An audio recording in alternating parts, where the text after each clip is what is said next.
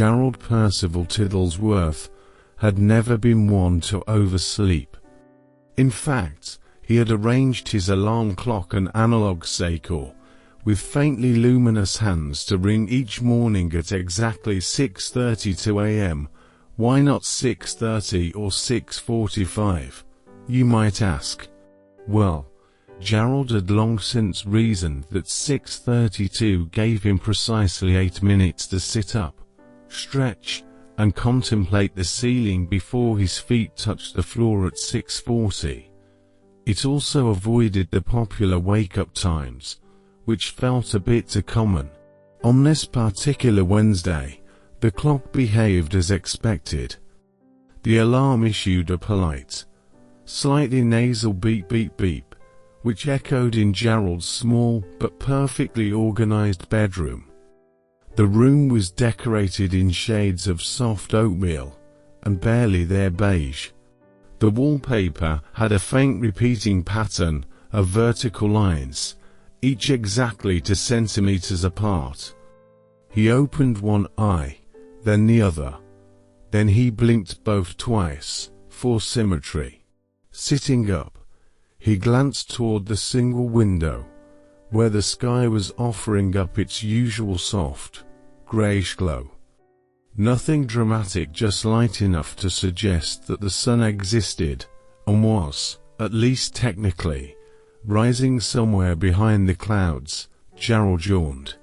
Not a dramatic, open-mouthed yawn, but a controlled one.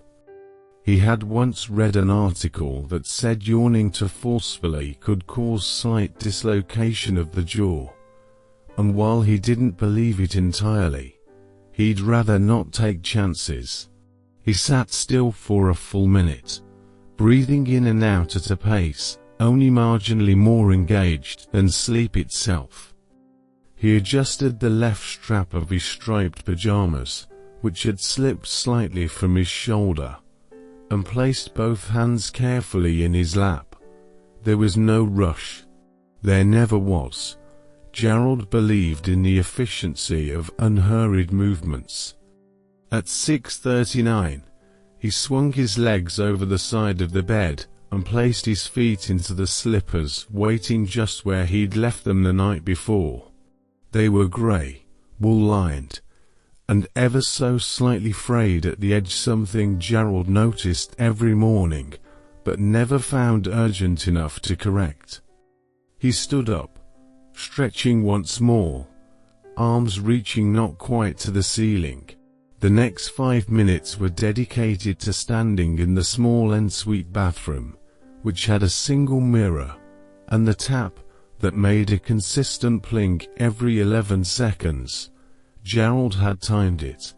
The plink had once been a drip, but he'd adjusted the washer just enough that it no longer counted as a problem. He considered that a success.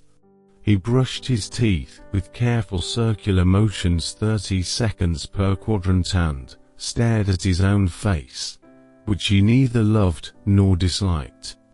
His mustache, a modest grey one with a slight downward curve, remained dignified. His eyebrows, a little uneven, had their own quiet charm. By 6:52, Gerald was standing before his modest but well-maintained wardrobe. The door creaked softly as it opened, a sound that somehow always reminded him of libraries. Inside, 27 neatly ironed shirts hung side by side, each one enclosed in a thin, translucent plastic sleeve. The shirts were sorted by hue, pale blue to medium blue to off-white to vaguely beige. There were 3 ties already laid out for today, though only 2 were under actual consideration: a navy tie with thin diagonal lines and a nearly identical navy tie with slightly wider diagonal lines. Gerald murmured aloud, subtle but important. He stared for a long moment at the 2 ties, then selected the one with the slightly narrower lines.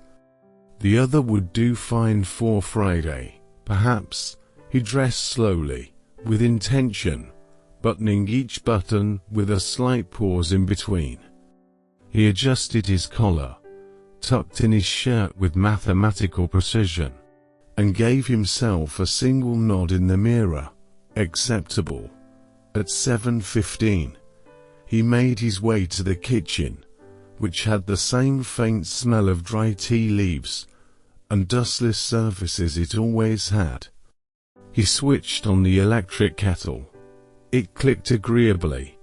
The sound was followed by the gentle hiss of water beginning to heat, an utterly dependable prelude to the morning's first and only cup of English breakfast tea.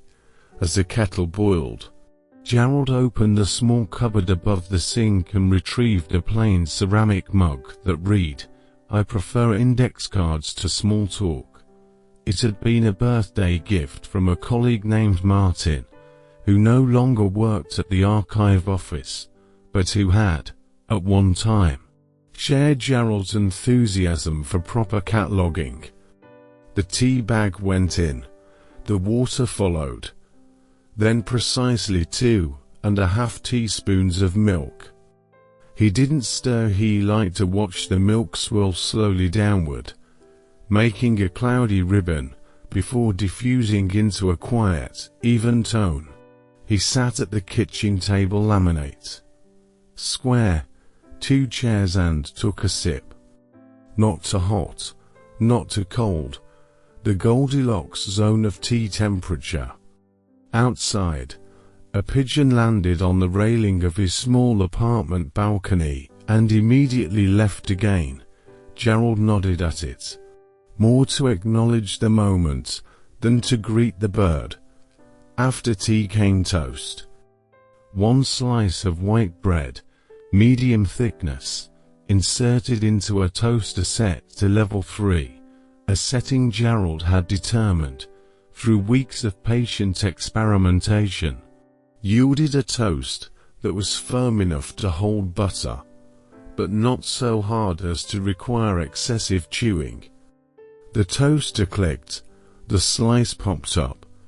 It was slightly darker on one side, which Gerald noted, but did not find alarming. He buttered it using a butter knife with a wooden handle, applying the spread edge to edge. No jam, not on Wednesdays. By the time Gerald glanced at the clock on the microwave set 5 minutes fast, intentionally, it was 7:47. That meant, in reality, it was 7:42. He preferred it that way. It gave him the illusion of punctuality, a sensation he found deeply comforting. With breakfast complete, he placed his dishes in the sink. He would wash them later. At 6:03 p.m. as usual, retrieved his brown briefcase from the hallway table and stood in front of the door. He breathed in, he breathed out. Then, at exactly 8:01 a.m. Gerald P. Tiddlesworth left his apartment, locking the door with a single, smooth turn of the key. He was ready for the day.